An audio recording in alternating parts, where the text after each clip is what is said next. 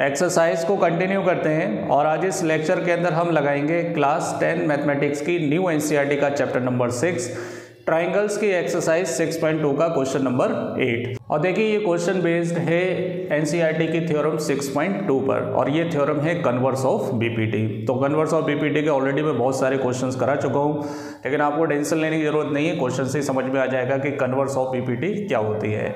तो अगर आपने अभी तक एनसीईआरटी लगाना स्टार्ट नहीं की है तो आप इधर उधर ना भटके, चैनल के प्लेलिस्ट में जाएं, ये न्यू एनसीईआरटी का फोल्डर सर्च करें, 1 बाय 1 आप वहाँ से सारे चैप्टर्स की प्रैक्टिस कर सकते हैं। और जब एनसीईआरटी लगा लें तो उसके बाद अगर आपको PYQ, MCQ और केस स्टडी की प्रैक्टिस करनी है तो इंडिविजुअल चैप्टर के फोल्डर में जाएं। सारे चैप्टर के मैंने अलग अलग फोल्डर भी बना रखे हैं।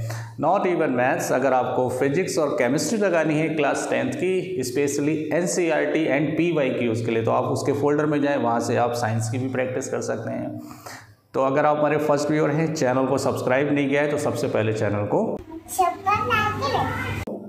चलिए स्टार्ट करते हैं। देखिए क्वेश्चन नंबर 8, इसके अंदर अपने को क्वेश्चन दिया है कि prove that the line joining the mid point of any two sides of a triangle. तो मैंने ट्राइंगल ले लिया, कौन सा, ABC। अब इसकी किसी दो साइड के आप मिड पॉइंट कंसीडर करिए। तो दो साइड कोई सी भी ले सकता हूँ, ये ले लेता हूँ मैं, ठीक है।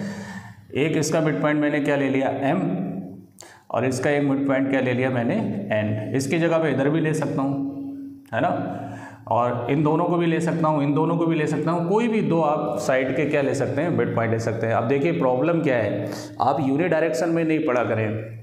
कहने का मतलब इस क्वेश्चन को मैं अगर इन दोनों मिड पॉइंट को लेकर समझा रहा हूँ तो इसका मतलब ये नहीं है कि क्वेश्चन बोर्ड एग्जाम के अंदर इन दोनों ही मिड पॉइंट को लेकर आए।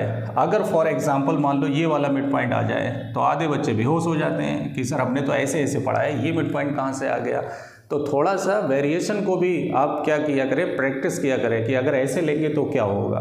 तो देखिए क्वेश्चन के हिसाब से क्या कह रहा है कि किसी दो साइड के मिड पॉइंट को मिलाने वाली लाइन आपको प्रूफ करना है कि वो थर्ड साइड के क्या होना चाहिए, पैरेलल होना चाहिए। तो इसका मतलब इस केस में हमें MN किसके पैरेलल प्रूफ करना है, AC के। और अगर कहीं आपने N इधर के बजाय इधर ले लिया, राइट, तो ये वाली लाइन MN किसके पैरेलल होना चाहिए, BC के होना चाहिए।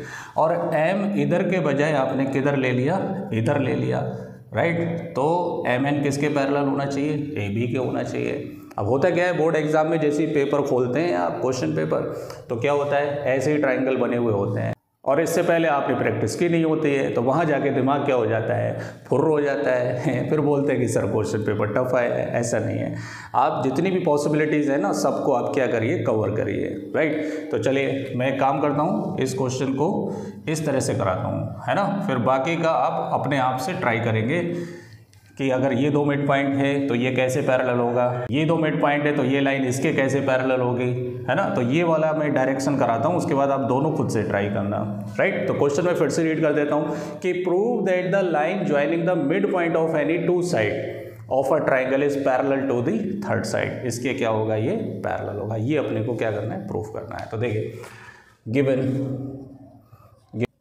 In triangle ABC M and N are the midpoints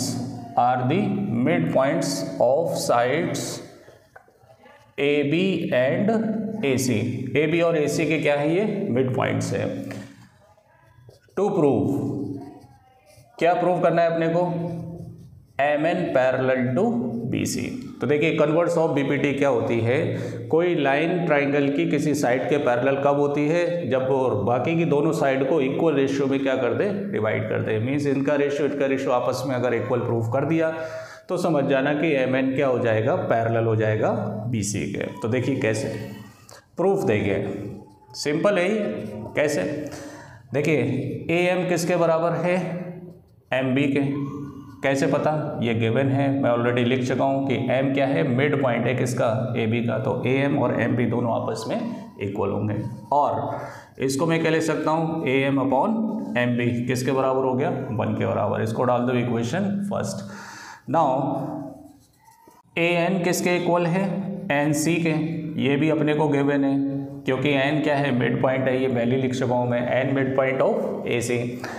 और इसको नीचे ले आइए, an/nc किसके बराबर हो गया, फर्स्ट के बराबर, इसको डाल दो इक्वेशन सेकेंड। तो देखो दोनों वैल्यू 1 के बराबर है, तो ये भी रेशियो आपस में क्या हो जाएंगे, इक्वल हो जाएंगे। तो क्या लिखेंगे, from equation first and second. देखिए स्पेस बनाते हैं, ये स्पेस बना दिया मैंने। तो ये रेशियो इसके बराबर हो जाएगा am/mb equal to an/nc। This is the condition of converse of BPT. बुड्ढा पीकर टपक गया, है ना।